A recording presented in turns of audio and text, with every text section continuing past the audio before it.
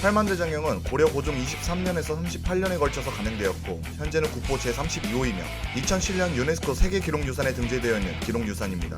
팔만대장경은 두 번째로 만들어졌다고 해서 제조대장경이라고도 불리며 판수가 8만여 개에 달하기 때문에 흔히 팔만대장경이라고 부르는데 인간이 8만 4천 번뇌에 해당하는 8만 4천 번문을 실었다고도 말합니다. 팔만대장경을 제작한 동기는 11세기에 거란군의 침입을 막으려고 고려 현종 때부터 선종 때까지 약 80년에 걸쳐 초조대장경을 만든 것에서 시작되었습니다. 초조대장경은 고려 고종 19년 몽골군이 침략하면서 소실되었고 초조대장경을 조판한 후 거란군이 물러갔듯이 불교의 힘으로 몽골군을 쫓아내기 위해 경판들을 본래 가완성 서문 밖 대장경 판당에 보관했는데 이후 선원사에 보관하다 조선이 건국되고 태조 7년 5월 오늘날 우리가 알고 있는 해인사로 옮겨졌습니다.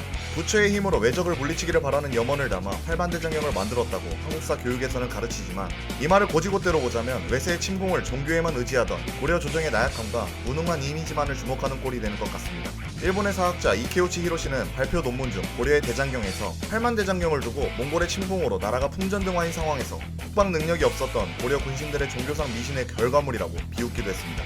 정작 고려를 저렇게 비웃던 일본에서도 똑같이 13세기 말 몽골이 쳐들어오자 가메야마 덴노나 시케노조 도키문에도 피로 불경을 필사하고 일본 각지 사찰에 봉패를 보내며 몽골 침공이라는 국난을 신불께서 나서서 물리치시길 기원했습니다. 이 때문에 당시 한국인 사학자들도 니들 천황도 그랬는데 왜 그런 건 언급하지 않냐라고 비판하자 이에 히로시는 입 꼭 다물고 내로남불, 아몰랑 빽거렸습니다. 그리고 팔만대장경이 사라질 뻔한 순간이 3번 있었는데 첫 번째는 바로 조선 세종 때에 벌어진 일로 당시 일본 지방의 다이묘인 오우치가 대장경판에 상당히 관심을 가졌습니다. 조선 왕조실록에 의하면 오우치 성씨는 백제 임성태자의 후손인 도레인 가문으로서 신조선 정책을 취했고 조선 정부도 백제의 후손으로 인정해 조선 초기에 상당한 교류가 많았습니다. 그러던 중 오우치 요시히로는 조선에 꾸준히 팔만대장경판을 달라고 요구했습니다. 당시 불교를 중요하게 여겼던 일본과는 달리 조선은 숭유 억불이 기조였기 때문에 받을 수 있다고 생각한 것 같았습니다.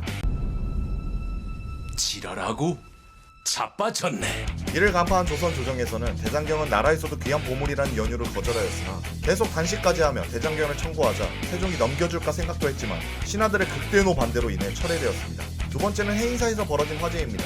해인사는 여기저기 7번이나 불이 나며 큰 피해를 입었지만 그때마다 대장경은 멀쩡했습니다. 단순히 운이 좋았던 것만은 아니고 팔만대장경을 보관한 합천 해인사 장경판전이 화재를 방지하는 과학적 설계와 배치가 되어 있었던 덕분이기도 합니다. 아무리 그래도 기본적으로 나무로 만들어 화재에 취약한 목조 건물임에도 화재를 모두 버텨냈습니다. 세 번째는 6.25 한국전쟁 당시 빨치산들이 해인사에 숨어들자 미 군사 고문단이 당시 한국군 F-51 조종사였던 김영환 대령에게 빨치산 소탕을 위해 해인사 폭격을 명령했지만 김영환 대령은 문화재 소실을 우려하여 사찰이 국가보다 중요한 것은 아니지만 공비보다는 중요하다라며 명령을 거부했습니다. 하지만 팔만대장경은 지켜냈지만 김영환 대령은 당시 군법에 따라 전시명령 불복종으로 군사재판에 회부되었습니다. 이승만이 총살하라며 극대노할 때 김정렬 초대 공군 참모총장이 팔만대장경의 중요성을 역설했고 김영환 대령이 그간 세운 전공이 많으니 즉결 처분을 모면했다고 합니다. 이후 김영환 대령의 예측대로 빨치산들이 해인사를 빠져나간 덕분에 대장경은 지금까지도 보존될 수 있었습니다. 2010년 대한민국 정부는 김영환 장군에게 금관 문화 훈장을 추서했으며 현재 해인사 경내에 김영환 장군을 기리는 공적비가 세워져 있습니다. 우리나라의 자랑스러운 유네스코 문화유산인 팔만대장경은 경판의 서체가 모두 일정하고 오탈자가 거의 없기로 유명합니다. 서체가 일정한 이유는 글씨를 담당한 사람들을 1년 가까이 훈련했기 때문이라고 합니다. 새겨진 글자 수는 5272만 9천자이고 전설에 따르면 한 글자를 새길 때마다 3번씩 절을 했다고 합니다. 즉 대장경을 만들면서 절을 1억 5천만 번이나 했다는 말이 됩니다. 이처럼 불굴의 의지를 가진 민족적 특성으로 현재 시국이 어렵고 힘들지만 함께 이겨내기 위해 여러분들의 협조와 배려, 협력이 필요한 시점입니다. 항상 건강에 유의하시며 다음 영상에서 뵙겠습니다. 감사합니다.